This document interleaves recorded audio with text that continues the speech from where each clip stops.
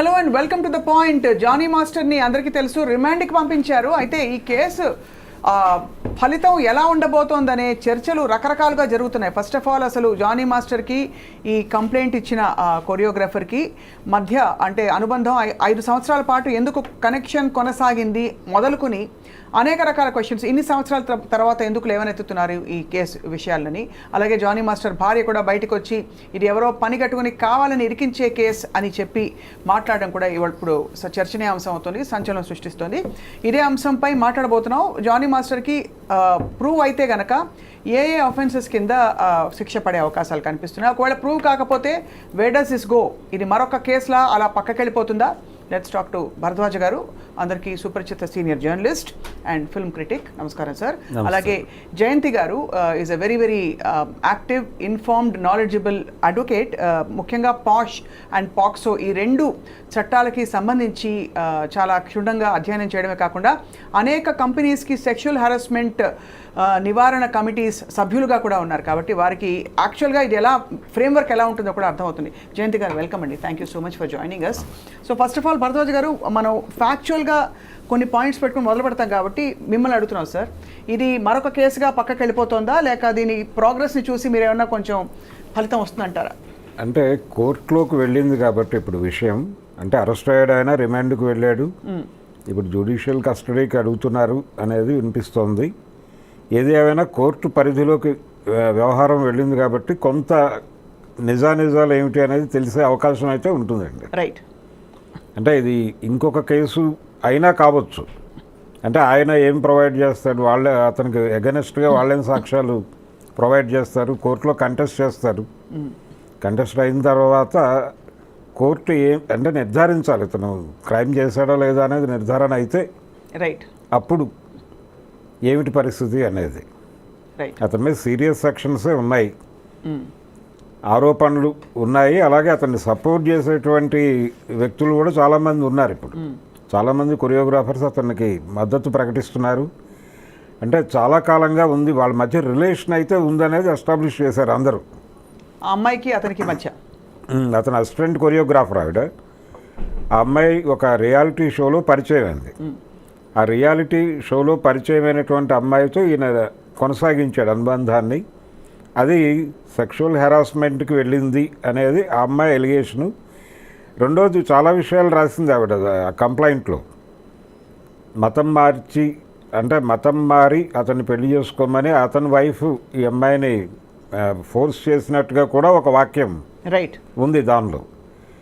అది ఒక యాంగిల్ తీసేసుకుని దాని మీద లవ్ జిహాద్ అనేటువంటి చర్చలు ఒకవైపు జరుపుతున్నారు. అవును.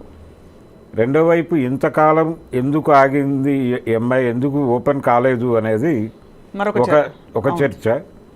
అంటే వీళ్ళిద్దరూ రిలేషన్లో ఉన్నారు, మణికొండలో ఏదో ఫ్లాట్లో ఉన్నారని కూడా ఎస్టాబ్లిష్ చేశారు కొంతమంది. అయితే ఫైనల్గా ఈ అమ్మాయి ఇతను దీర్ఘకాలంగా రిలేషన్లో ఉన్నారు. వీళ్ళిద్దరూ డ్యాన్సులు చేసి రీల్స్ పెట్టారు సోషల్ మీడియాలో.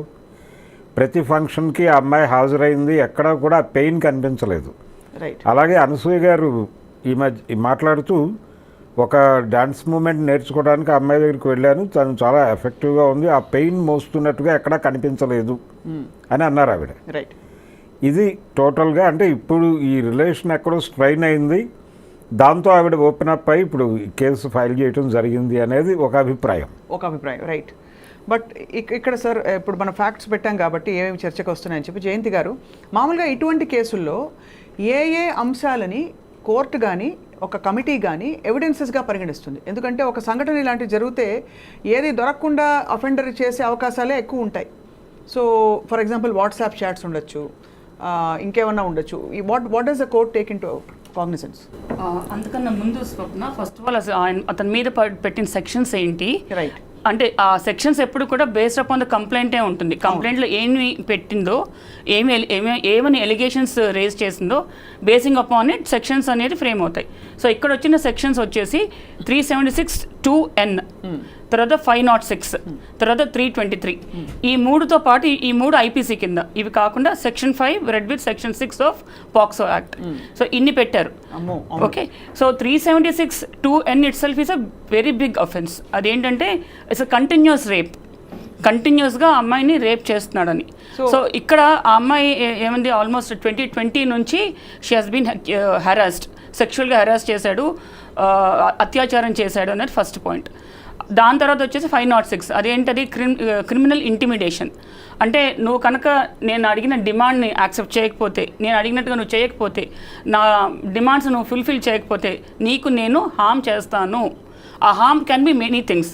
అది ఫిజికల్ హార్మ్ అవ్వచ్చు, లేకపోతే రెప్యుటేషనల్ హార్మ్ అవ్వచ్చు, లేదా అమ్మాయికి ఫ్యూచర్ కెరియర్ హార్మ్ అవ్వచ్చు, ఫ్యామిలీకి హార్మ్ అవ్వచ్చు, ఇంకా రకరకాలుగా హార్మ్ అవ్వచ్చు.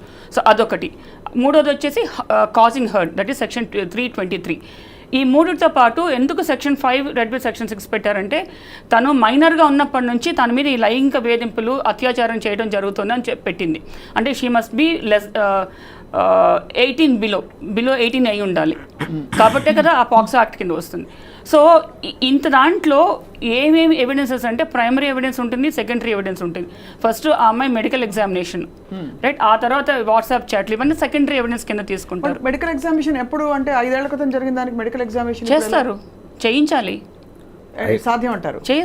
It's possible to prove. 5 ఏళ్ల క్రితం medical examination possible to prove కదా. అసలు అమ్మాయి ఫిజికల్ అనాటమీ ఏంటి, ఎలా ఉంది లోపల తెలుసుకోవడానికి.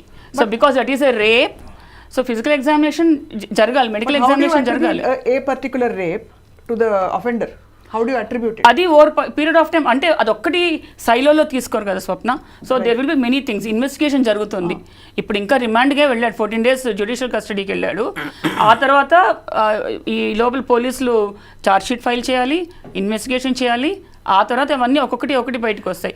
ఏది కూడా సైలోలో ఎవిడెన్స్ తీసుకోరు, సర్కమ్స్టాన్షియల్ గా తీసుకుంటారు. ఐ అగ్రీ మ్యామ్, బట్ మీరు కూడా కమిటీలో ఉన్నారు కాబట్టి ఇప్పుడు ఒకనొక వ్యక్తి, వీళ్ళని కాదు, వచ్చి మీకు నాకు హెరాస్మెంట్ జరిగిందంటే టిపికలీ మీరు ఏ యాంగిల్స్ లో మీరు అంటే దాన్ని పరిశీలిస్తారు, మీరు కానీ మీలాంటి సభ్యులు కానీ?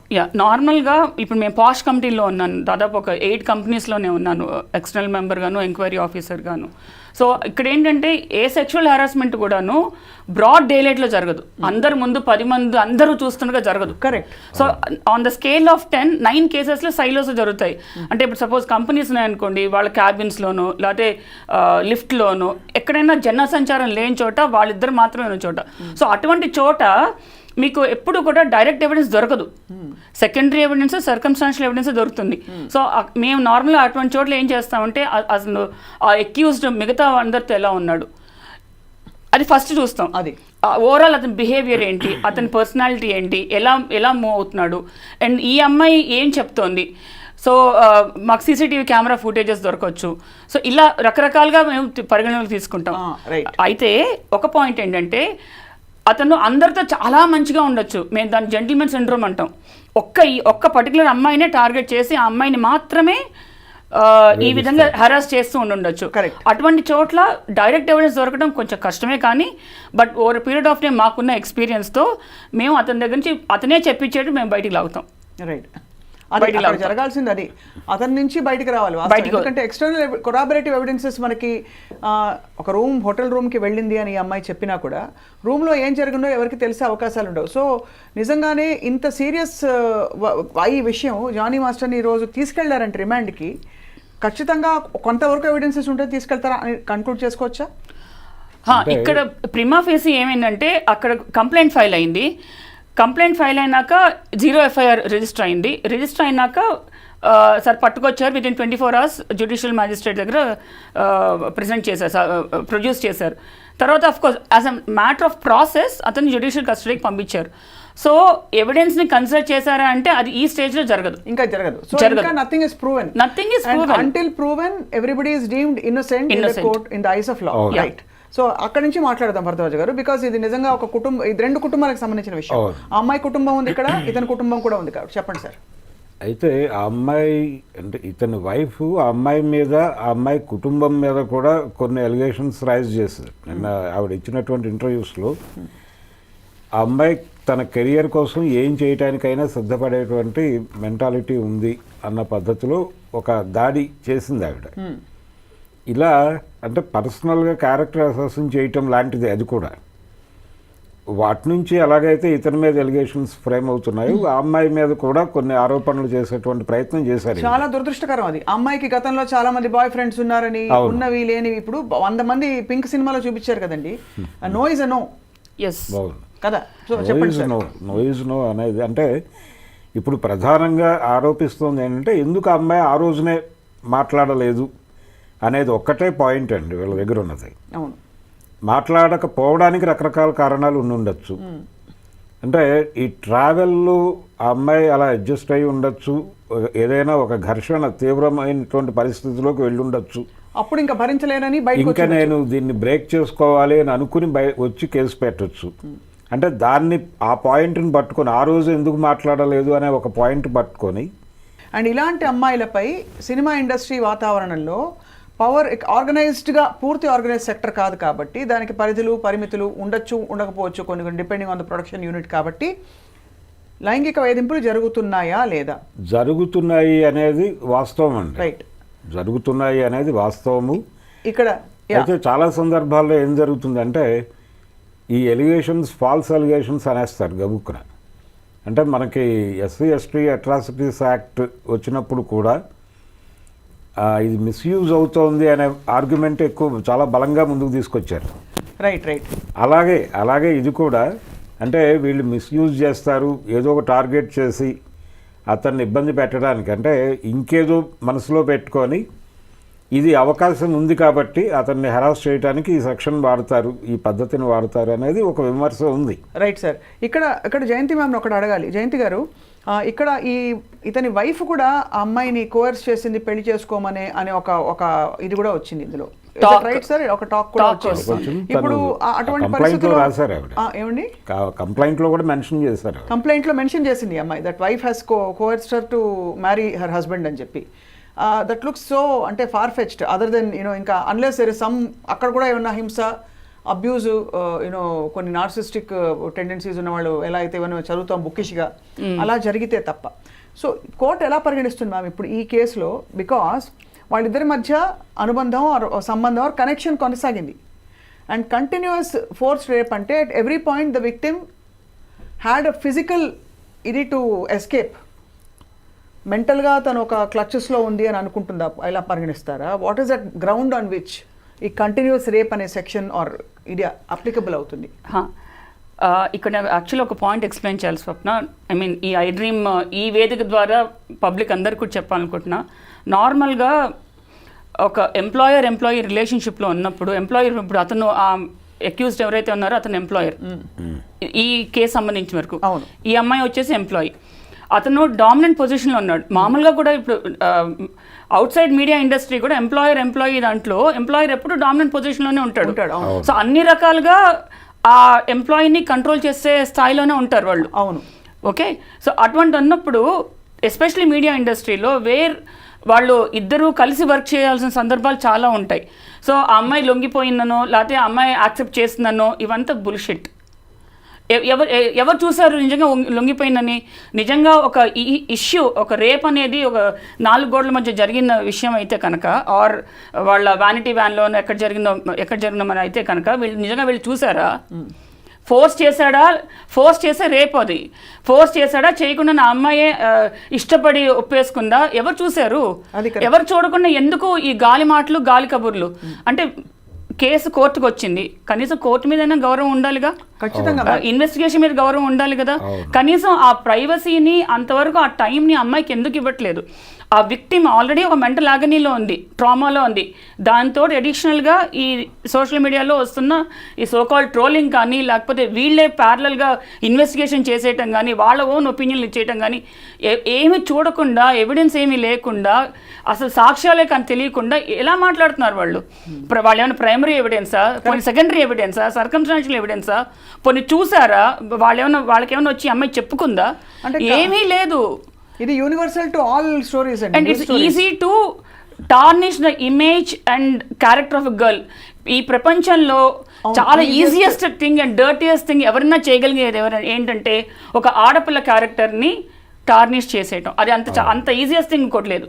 ఎందుకంటే that is the weakest point as well strongest point for any girl. So ఇక్కడ వాళ్ళు చేస్తుంది అదే. ఇప్పుడు ఆ సోకాల్డ్ అక్యూజ్ వాళ్ళ వైఫ్ కానీ అతన్ని సపోర్ట్ చేస్తున్న వాళ్ళు కానీ ఇంకెవరైనా కానీ ఏ యాంగిల్ నుంచి మాట్లాడుతున్నారు, పొలిటికల్ యాంగిల్ లేకపోతే సినీ యాంగిల్ లేకపోతే మెగాస్టార్ ఫ్యామిలీ యాంగిల్ అనో ఇంకో యాంగిల్ ఏ యాంగిల్ నుంచి మాట్లాడుతున్నా ఆ అమ్మాయికి ఇవ్వాల్సిన ప్రైవసీ రెస్పెక్ట్ ఇవ్వండి అట్లీస్ట్. జస్ట్ బికాజ్ అంటే ఇంకోటి కూడా అంటున్నారు, అప్పుడే నువ్వు చెప్పలా ఇప్పుడే నువ్వు చెప్తాను, ఎప్పుడు చెప్పాలని వీళ్ళు డిసైడ్ చేయాలా? ఒక రేప్ ఇన్సిడెంట్ జరిగింది, that's not easy to accept it. అంటే కరెక్ట్ మ్యామ్, వీళ్ళు చెప్పరు, ఎవరు చెప్పకూడదు, సోషల్ మీడియాలో ఇది కామన్, ఇలా కామెంట్లు చెప్పడం కాదు, కంక్లూడింగ్ ఇట్. అంటే గౌరవ కోర్టు ఎలా పరిగణిస్తుంది ఈ ఫ్యాక్ట్స్ ని, ఈ డేటాని అని తెలుసుకునే ప్రయత్నం ఖచ్చితంగా అన్ని కన్సిడర్ చేస్తుంది, ఏ ఫ్యాక్ట్ ని వదిలిపెట్టదు. అంటే 5 ఏళ్ల తర్వాత తను కంప్లైంట్ చేసింది, బట్ ఇందులో ఇంత తావు ఉంది, లేకపోతే దీనికి తావు ఉంది, ఈ సంఘటనలు జరిగినట్టు కనిపిస్తున్నాయని చెప్పి there is evidence and circumstantial అన్ని పరిగణలోకి తీసుకుంటుంది స్వప్న. కోర్టు అనేది ఈ మీడియాలో వస్తున్న సెన్సేషన్తో ఇన్ఫ్లుయెన్స్ అవ్వదు. It will go with the evidence, it will go with ఎవిడెన్స్లో కూడా primary evidence, circumstantial evidence, corroborative evidence అన్ని చూసుకునే ముందుకెళ్తుంది. సో మరి ఈ కమిటీ పాత్ర ఏంటి ఇందులో? అంటే ఈ కేసుని మరింత స్పీడప్ చేయడానికి, బికాస్ అన్ని వేళలా క్రిమినల్ సివిల్ కేసులు పెట్టకపోవచ్చు, కాంపెన్సేషన్ కోసం సివిల్ అండ్ ఛార్జెస్ ప్రెస్ చేయడానికి పాక్సో లాంటిది, బట్ ఈ committee in cases of majors for example who are sexually harassed, what does the committee do, what is its expected to do? అసలు కమిటీకి ఉన్న powers ఏంటి అక్కడి నుంచి మనం మాట్లాడితే, ఎసెన్షియల్లీ కమిటీ వచ్చేసి it has got all the powers of a civil court. అది పాష్ యాక్ట్ చెప్తుంది, sexual harassment women at work place act, prevention, prohibition and redressal. దానికి ఉన్న పవర్స్ ఆ 3 పరిధిలో వర్క్ చేయాలి. ప్రివెన్షన్ వర్క్ చేయాలి, ప్రొహిబిషన్ చేయాలి, రెడ్రెసల్ చేయాలి. ఇంత పని ఉంది. ఎంతమందికి తెలుసు ఇంత పని చేయాలని? అవును, నేను ఇప్పుడు సోషల్ మీడియాలో కొన్ని చూస్తున్నాను, వీడియోస్ కానీ ఇంటర్వ్యూస్ కానీ ఇవన్నీ చూస్తున్నాను. ఫస్ట్ ఆఫ్ ఆల్ మాట్లాడుతాను హాఫ్ బేక్డ్, దాంట్లో incomplete information, 3 false information. Correct. So దాంతో యాక్చువల్లీ పబ్లిక్ ఎక్కువ నష్టం చేస్తున్నారు, కన్ఫ్యూజ్ చేసేస్తున్నారు. వాస్తవం. సో కమిటీ ఫస్ట్ ఫామ్ అయినాక వాళ్ళు ముందు చేయవలసింది ప్రివెన్షన్. అంటే ప్రివెన్షన్ అంటే అందరికీ తెలుసు సెక్షువల్ హెరాస్మెంట్ తప్పు అని, ఇట్స్ అన్ అఫెన్స్ అని తెలుసు, రైట్? స్టిల్ ప్రివెన్షన్ అనేది ఏంటి? More and more awareness create చేయండి, సో దట్ విక్టిమ్స్ ఎవరు ఉన్నారంటే వాళ్ళకి ధైర్యం వస్తుంది, నమ్మకం వస్తుంది. ఓకే, మాకంటూ ఒక కమిటీ ఉంది, ఒక సిస్టమ్ ఉంది in place, we can go there, complaint చేయొచ్చు. కానీ మీరు అనేది రైట్, చాలా రైట్ జయంతి గారు. భరద్వాజ్ గారు, మామూలుగా ఎవరైనా గొంతెత్తి ఒక మాట మాట్లాడితేనండి ఇలా జరిగింది నాకు అని చెప్పి బీట్ చిన్మయి శ్రీపాద తను చెప్పిన సందర్భాలు ఉన్నాయి. చాలా మంది సెలబ్రిటీస్ వాళ్ళ గొంతు నొక్కేసే ప్రయత్నాలు చాలా జరిగాయి.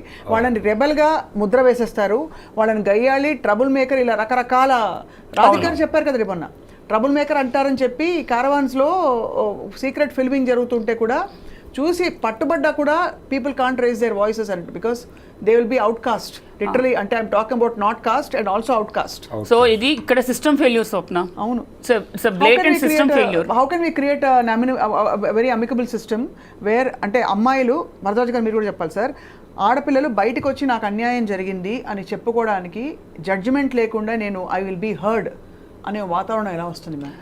జడ్జిమెంట్ ఎవరు చేస్తున్నారు? బయట నుంచి గాల్లోంచి ఎవరు చేయట్లేదు, మనలాంటి మనుషులే చేస్తున్నారు. ఎందుకు చేస్తున్నారు వాళ్ళు? పని పాట లేక కొంతమంది, మరి కొంతమంది సైడ్స్ తీసుకుని ఇప్పుడు కొత్తగా తయారయ్యారు, ఆడవాళ్ళందరూ కేసులు పెట్టేస్తున్నారు, పురుష పక్షపాతులకు తయారైపోయారు సొసైటీలో. ఫస్ట్ ఆఫ్ ఆల్ సెన్సిటివిటీ అనేది లేదు స్వప్న. బేసిక్ హ్యూమన్ సెన్సిటివిటీ ఏదైతే అనుకుంటున్నామో అది లేదు. ఇప్పుడు ఒక కాకి చచ్చిపోయింది అనుకో, అది దెబ్బ తగిలి కింద పడిపోయింది అనుకో, 100 కాకులు వచ్చి కావు కావు కావు అంటాయి, రైట్? అంటే అట్లీస్ట్ అక్కడ సాంఘీభావం చూపిస్తున్నాయి. అది మన హ్యూమన్స్లో తగ్గిపోతుంది రోజు రోజుకి. దాంతో ఏమవుతుంది, వాళ్ళ స్వార్థ ప్రయోజనాలు ఒకటి, ఆ షార్ట్ టర్మ్ సెల్ఫిష్ మోటివ్స్ ఉంటాయి చూసావా, దానికోసం ఒకటి, ఇలా అన్ని రకాలుగా కలిపి ఎస్పెషల్లీ మీడియా ఇండస్ట్రీలో మనం ఎక్కువ చూస్తాం ఇది. ఇప్పుడు ఆ భార్య పరిస్థితి చూడండి మ్యామ్. ఇప్పుడు ఇక్కడ ఎంతమంది ఎఫెక్టెడ్ విమెన్ ఉన్నారు. భార్య ప్రోగా మాట్లాడితే అంటే ఏం అనలేము, అగేన్స్ట్గా మాట్లాడితే భర్తని చేసిందని చెప్పి అందరూ అంటారు.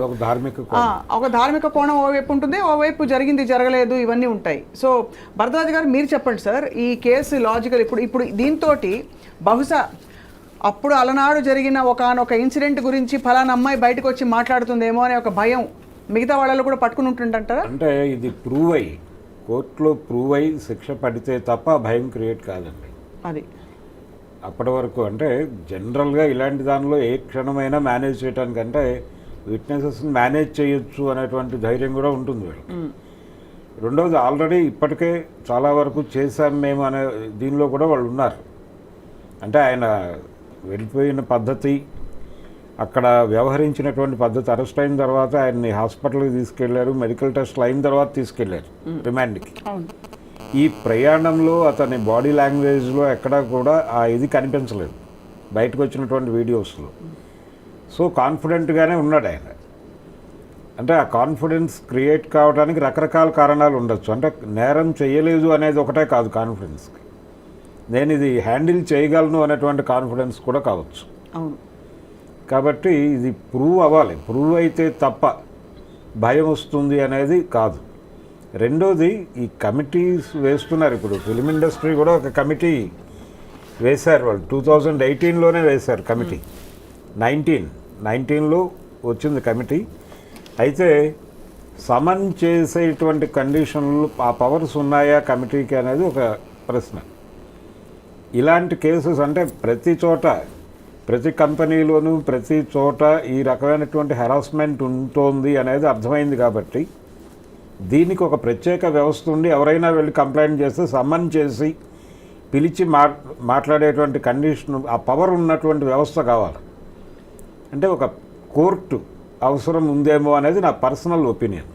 కోర్టు తప్పకుండా అవసరం సార్. అండ్ మోర్ ఓవర్ అసలు ఇప్పుడు ఒకసారి ఒక కంప్లైంట్ వేస్తే అది దాని మీద నెక్స్ట్ యాక్షన్ స్టెప్ జరిగేలోపు ఒక 3 వారాలు 2 వారాలు కమిటీ మెంబర్స్ అందరికీ కుదరక రకరకాల కారణాల వల్ల ఎవ్రీథింగ్ గెట్స్ డిలేడ్.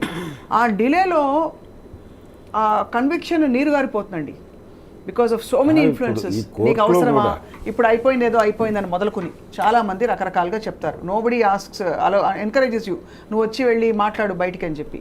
సో ఖచ్చితంగా I think this is something that has to be addressed right away. అయితే ఒకటే అడుగుతాను సార్ అండ్ మేడం మిమ్మల్ని, sexual harassment at work place అని అనడానికి ఒక 5 పాయింట్లు చెప్పండి ma'am. I'm being harassed, I need to escalate అని ఒక అమ్మాయి తెలుసుకోవడానికి. బికాస్ చాలా ఏరియాస్ గ్రేగా బ్లర్డ్గా ఉంటాయి, starting from comments, personal comments. So sexual harassment at work place నేను మీడియాకి లిమిట్ అయ్యమని చెప్తాను. ఎందుకంటే మన కేసు ఇప్పుడు మన మీడియాకి సంబంధించిన కేసు కాబట్టి ఇక్కడ ఏంటంటే వాళ్ళకి ఒక పర్టికులర్ వర్క్ ప్లేస్ అనేది ఉండేది. ఎక్కడ యూనిట్ వెళ్ళి ఎక్కడ షూటింగ్ జరిగితే అదే వర్క్ ప్లేస్ అవుతుంది. లేదా ఒక పర్టికులర్ ఆఫీస్లో కూర్చొని వర్క్ చేస్తుంటే అక్కడ అది వర్క్ ప్లేస్ అవుతుంది. లేదా ఒక స్టూడియోలో, ఇప్పుడు మన స్టూడియోలో ఉన్నాం, ఇది వర్క్ ప్లేస్, ఇది ఒక వర్క్ ప్లేస్. ఇక్కడ ఈ స్టూడియో పెద్దలు ఉంటారు కదా, స్టూడియో ఎవరైతే యజమాన్యం, వాళ్ళందరూ కూడా ఏం చేయాలంటే ఫస్ట్ ఎవరైతే ఈ వర్క్ ప్లేస్లోకి వస్తున్నారో ఇది సేఫ్ ప్లేస్ టు వర్క్ అని ముందు అష్యూరెన్స్ ఇవ్వాలి. అవును, నెంబర్ 1. అంతేకాకుండా సెక్షువల్ హారాస్మెంట్ అంటే ఒక మిత్ ఉంది స్వప్న, ఏంటంటే ఫిజికల్గా చేస్తేనే అని, అంటే ఫిజికల్ ఇంటిమసీలోకి వెళ్తేనే కాదు. ఒబ్సీన్గా ఏమైనా పిక్చర్స్ షేర్ చేసినా, ఫొటోస్ పెట్టినా, ఒబ్సీన్ రిమార్క్స్ పాస్ చేసినా, దట్ ఒబ్సీనిటీ ఇంక్లూడ్స్ మన బాడీ వెయిట్ గురించి బాడీ షేమింగ్ చేయటం, కలర్ ఆఫ్ ద డ్రెస్, మన colour complexion, height, weight, body weight, దేని గురించి మాట్లాడినా that comes under sexual harassment. Right, okay. అది కాకుండా ఏమన్నా మన గురించి సెక్షువల్ టించ్లో మన దగ్గర నుంచి ఏమైనా ఫేవర్స్ అడుగుతున్నా, క్విట్ ప్రోకోలో, లేదు మామూలుగా కూడా సెక్షువల్ ఫేవర్స్ ఎక్స్పెక్ట్ చేస్తున్నా, ఇవన్నీ కూడా సెక్షువల్ హారాస్మెంట్ దాని కిందకే వస్తాయి. రైట్. ఇన్ఫ్యాక్ట్ మీడియా దానికి వెళ్తే, ఫిల్మ్ ఇండస్ట్రీకి వెళ్తే ఈవెన్ వ్యానిటీ వ్యాన్ ఏదైతే ఉంటుందో వాళ్ళ వ్యాన్, అది కూడా వర్క్ ప్లేస్ అవుతుంది. వాష్రూమ్స్, క్యాబిన్స్, షూటింగ్ లొకేషన్స్, ఇవన్నీ కూడా సెక్షువల్ హారాస్మెంట్ కిందకి వస్తాయి. అంతేకాదు ఇప్పుడు వాళ్ళు అవుట్డోర్ లొకేషన్కి వెళ్తారు, రైట్, అది కూడా వర్క్ ప్లేస్ కిందకే వస్తుంది. సో అక్కడ ఫిజికల్ ఇంటిమసీ అక్కర్లేదు, ఏవైనా సరే ఫిజికల్, వర్బల్, నాన్ వర్బల్ అని కూడా యాక్ట్ చెప్తోంది. ఇందాక మన భరద్వాజ్ గారు చెప్పినట్టుగా యాక్ట్ కింద యాక్చువల్గా కమిటీకి సమన్ చేసే హక్కు ఉంది. రైట్, అది పవర్, నాట్ ఈవెన్ హక్కు, అది పవర్. అది power of the committee is to summon any party, any person or even witnesses. వాళ్ళు మాకు అనుమానం ఉన్న ఎవరైనా కూడా పిలవచ్చు, పిలిచి వాళ్ళ దగ్గర స్టేట్మెంట్ రికార్డ్ చేసుకోవచ్చు, వాళ్ళని ఎంక్వైరీ చేయొచ్చు. ఆ పవర్స్ అన్నీ ఉన్నాయి. కానీ ఇన్ని పవర్స్ ఉన్నాయి, ఇవన్నీ ఈ పవర్స్ మేము యూటిలైజ్ చేసుకోవచ్చు అని ఎంతమందికి తెలుసు అనేది నా క్వశ్చన్. అవును, తప్పకుండా ఆ అవేర్నెస్ అయితే లేదండి, ఆ అవేర్నెస్ లేదు. ఇప్పుడు ఇండస్ట్రీకి సంబంధించి కూడా ఒక రెడ్ బాక్స్ ఉంది అక్కడ, దానిలో కంప్లైంట్లు డ్రాప్ చేయండి అని చెప్తున్నారు ఇప్పటికీ. చాలామందికి తెలియదు ఆ విషయం. కానీ ఏ రెడ్ బాక్స్ సార్, ఆనెస్ట్గా చెప్పనా సార్, ఇది సినికల్గా ఉండడం కాదు, కానీ గగ్గోలు పెట్టి గొంతు చించుకుని అరుస్తుంటేనే లక్ష ఏకరులు పెడుతున్నారు. అయ్యో ఇలాగా అప్పుడు ఎందుకు చెప్పలేదు, ఇలా అయితే ఆ రోజు ఎందుకు మాట్లాడావు, ఇవన్నీ చెప్తున్నారు.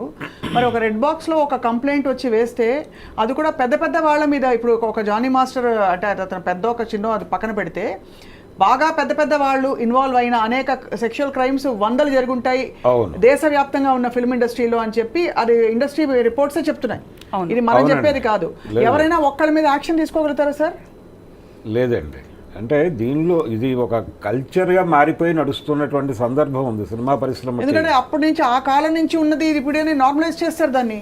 అంటే మనకి చరిత్రలో కూడా ఉందండి. ఇప్పుడు కాంచనమాల వర్సెస్ జెమినీ వాసన్ అనేటువంటి స్టోరీ అందరికీ తెలుసు. అక్కడి నుంచి మొదలు పెడితే అంటే ఒకసారి ఒక చిన్న ప్రైవేట్ టాక్లో ఒక డైరెక్టర్ గారితో మాట్లాడుతుంటే ఇలాంటిది ఉంటుందా అంటే ఆయన చాలా క్యాజువల్గా మేము చాలా డెమోక్రటిక్గా వ్యవహరిస్తాం ఇలాంటి విషయాల్లో అన్నాడు ఆయన.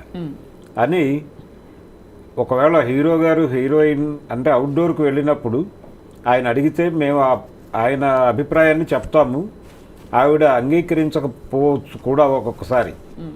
అంగీకరించకపోయినప్పుడు ప్రాజెక్టుకి ఆవిడ అవసరము అనుకుంటే ఆవిడని డిస్టర్బ్ చేయం, ఆవిడ అభిప్రాయాన్ని గౌరవిస్తాం. ఆవిడ ప్రాజెక్టుకి అవసరం లేదు అనుకుంటే మాత్రం తీసేసి ఆ క్యారెక్టర్లో ఇంకెవరినైనా పెట్టి తీసుకెళ్తాం అన్నాడు ఆయన.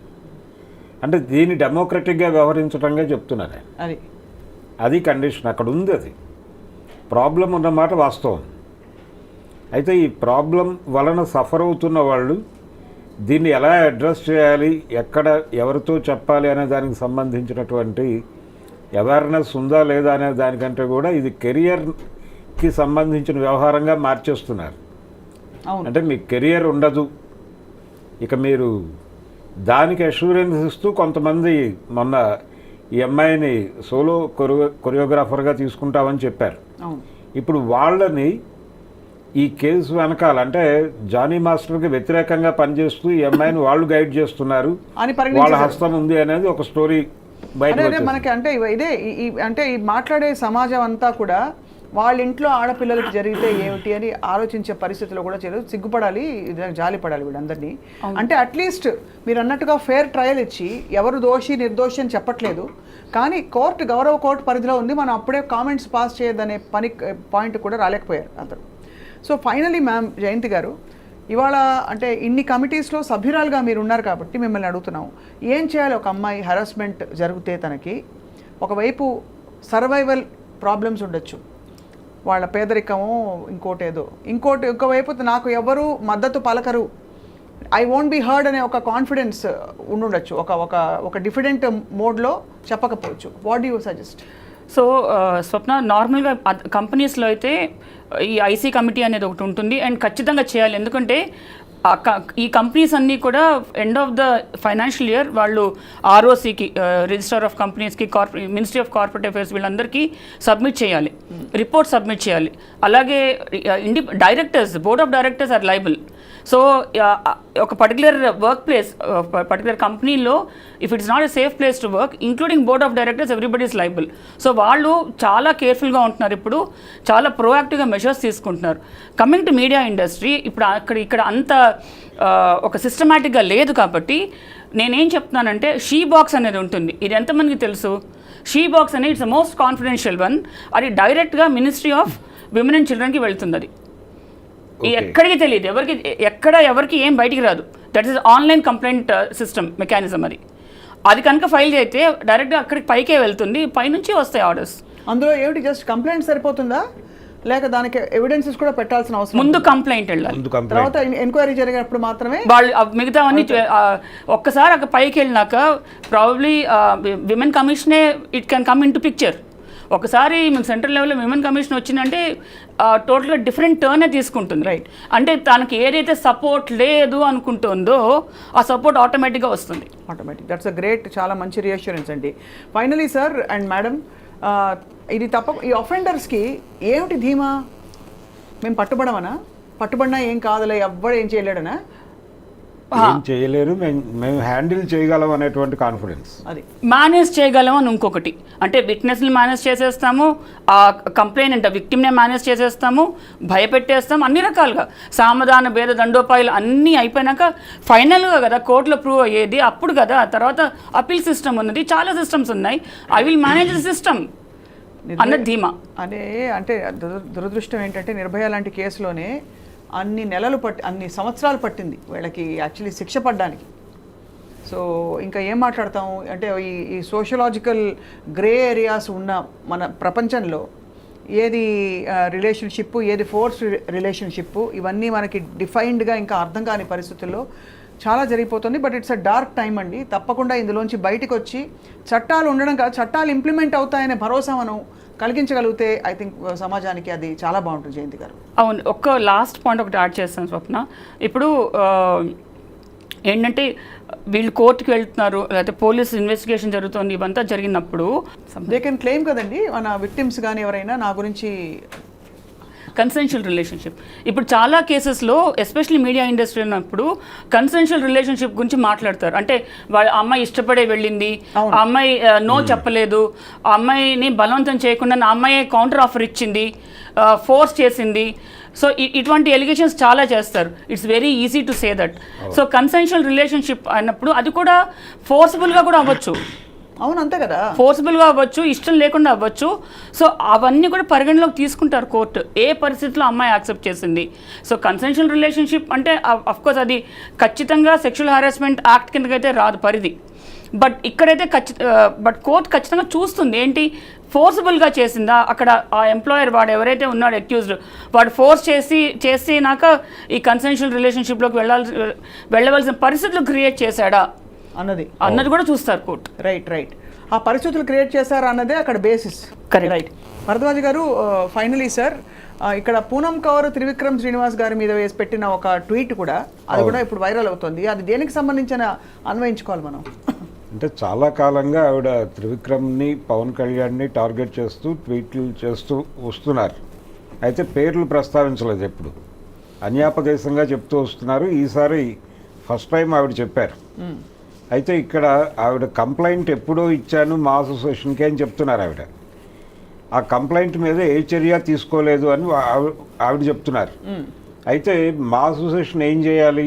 వాళ్ళకు కూడా కమిటీ ఉంది, ఆ కమిటీకి ఫార్వర్డ్ చేశారా లేదా అనేది చెప్పాలి వాళ్ళు. అవును, కంప్లైంట్ లాంచ్ అయి ఉంటే వాళ్ళు చూస్తుంటే ఆ కమిటీకి రిఫర్ చేయాలి, లేదు ఛాంబర్ ఏర్పాటు చేసినటువంటి కమిటీకి అయినా పంపించాలి. అవును, ఈ రెండు పనులు జరిగినట్టుగా కనిపించడం లేదు. కాబట్టి ఇప్పుడు ఆవిడ ఓపెన్ డాన్స్ మీద మాట్లాడేశారు, పబ్లిక్ డొమైన్లోకి వచ్చేసింది. అవును, కాబట్టి ఇప్పుడు మా అసోసియేషన్కి ఎవరైతే బాధ్యత వహిస్తున్నారో మంచు విష్ణు గారు, ఆయన ఓపెన్గా వచ్చి మాట్లాడాలి. ఏంటి కంప్లైంట్ వచ్చింది, రాలేదు, లేదు, ఇప్పుడు ఆవిడ ఆ కంప్లైంట్ కనిపించట్లేదు అని కూడా చెప్పచ్చు. చెప్తే ఇప్పుడు ఆవిడ ఫ్రెష్గా కంప్లైంట్ ఇవ్వవచ్చు. అది ఇచ్చి నిజాలు అందులో వాస్తవాలు ఉండుంటాయి. అంటే ఇలాంటివే ఫాల్స్ అలిగేషన్స్గా మారిపోతున్నాయి. దీనివలన ఏంటంటే వ్యవస్థ మీద ప్రభావం పడుతుంది. అంటే ఇక్కడ ఇతివృత్తం ఏమిటి, ఏం కంప్లైంట్ ఇచ్చినట్టు మనం అన్వయించుకోవాలి? అంటే ఆవిడ ఓపెన్గా చెప్పారు కదండి, ఆవిడ ట్వీట్లోనే నన్ను హెరాస్ చేశారు అని. ఆ హెరాస్మెంట్కి సంబంధించే ఆవిడ ఇప్పుడు సీరియస్గా మళ్ళీ కంప్లైంట్ ఇవ్వవచ్చు ఆవిడ అవసరమైతే. కానీ ఇది లేవనెత్తడంలో ఆంతర్యం ఏంటి, ధైర్యం వచ్చింది అనుకోవాలా ఇప్పుడు? అంటే అందరూ ఎలాగో మాట్లాడుతున్నారు, నేను మాట్లాడుతున్నారు కాబట్టి నేను మాట్లాడుతున్నాను అన్నట్టుగానే చెప్పారు ఆవిడ. కానీ అది కూడా కమిటీ ముందుకు వచ్చిన తర్వాత, విచారణ జరిగిన తర్వాత మాత్రమే దాని మీద అది నిజమా కాదా అనేది అప్పుడు మాట్లాడాలి. రైట్. ఫైనలీ భరద్వాజ్ గారు, జయంతి గారు, ఖచ్చితంగా ఓ ఇద్దరు అఫెండర్స్కి వాళ్ళు ఏ ఆకాశం నుంచి దిగొచ్చిన వాళ్ళైనా సరే ఖచ్చితంగా వాళ్ళకి శిక్షలు పడితేనే వ్యవస్థ మీద నమ్మకం కలుగుతుందండి. మొన్న మలయాళ చిత్ర పరిశ్రమ హేమా కమిటీ రిపోర్ట్ కావచ్చు, ఇది కావచ్చు. I think it's high time we act and the honourable courts take these offences very seriously అండి. అఫెన్సెస్ ఎప్పుడు సీరియస్ అండి, సిస్టమ్ ఎప్పుడు స్ట్రిక్ట్గానే పనిచేస్తుంది. కాకపోతే justice delayed is justice denied అంటాను నేను. సో ఆ జస్టిస్ తొందరగా రావాలి అంటే ఈ సిస్టంలో ఎవరైతే ప్రొవైడ్ చేయాలో ఎవిడెన్స్ కానీ ఇన్వెస్టిగేషన్ కానీ ఇది తొందరగా కంప్లీట్ అవ్వాలి. సో నార్మల్గా అందరు కోర్ట్స్ని బ్లేమ్ చేస్తారు, వాళ్ళని కోర్ట్స్ని జడ్జెస్ని లేదా లాయర్స్ని అంటారు. దీంట్లో కోర్ట్స్ రోల్ ఏం లేదండి. అంటే పనిష్మెంట్ పడకుండా చేయడానికి కోర్ట్స్కి ఏం రోల్ చేయదు. కోర్ట్స్కి అందరూ ఒకటే, వాళ్ళు ఒకటే, వీళ్ళు ఒకటే, అందరూ ఒకటే. వాళ్ళకి కావాల్సిన కోర్ట్స్కి కావాల్సిన ఎవిడెన్స్, రైట్, ఆ ఎవిడెన్స్ కనుక సరిగా తీసుకొచ్చి చూపిస్తే court will definitely take its role. అదే ఇప్పుడు మనం అక్కడ కల్కటా కేసు చూస్తే సుప్రీంకోర్టు వచ్చి చివాట్లు పెడితే తప్పిస్తే యంత్రాంగంలోని వివిధ భాగాలు వర్క్ చేయడం స్టార్ట్ అయ్యాయి కదా. అంటే ప్రతిదానికి కోర్టు రావాలన్నమాట. కోర్టు రావాలి, కానీ కోర్టులు అతి త్వరగా పరిష్కరించి ఒక మోడల్ ఏర్పాటు చేసి ఒక మోడల్గా దీన్ని ఎస్టాబ్లిష్ చేయగలిగితే మాత్రం చాలా గ్రేట్గా ఉంటుందండి, చాలా బాగుంటుంది. ఐ థింక్ మరింత మంది అమ్మాయిలు బయటకు వచ్చి ఈ పోకళ్ళు ఖచ్చితంగా మారాలండి. స్త్రీ స్వేచ్ఛ, మనం విమెన్ ఈక్వాలిటీ 33% ఇన్ చట్టసభల్లో అవన్నీ మాట్లాడుతున్న రోజుల్లో ఇలాగా గౌరవప్రదమైన వర్క్ ఎన్వైరన్మెంట్ ప్రొవైడ్ చేయలేని ఒక it's a major failure in our country. Exactly, true, actually across the world, primarily in our country. Thank you Jayanthi గారు, మళ్ళీ మాట్లాడదాం. For your valuable time. Bharadwaj గారు, యాజ్ ఆల్వేస్ ధన్యవాదాలు సార్. స్టెబిలిటీతో పాటు మంచి ఇన్ఫర్మేటివ్ డిస్కషన్ ఇచ్చినందుకు మీకు ధన్యవాదాలు. థ్యాంక్ యూ, నమస్కారం.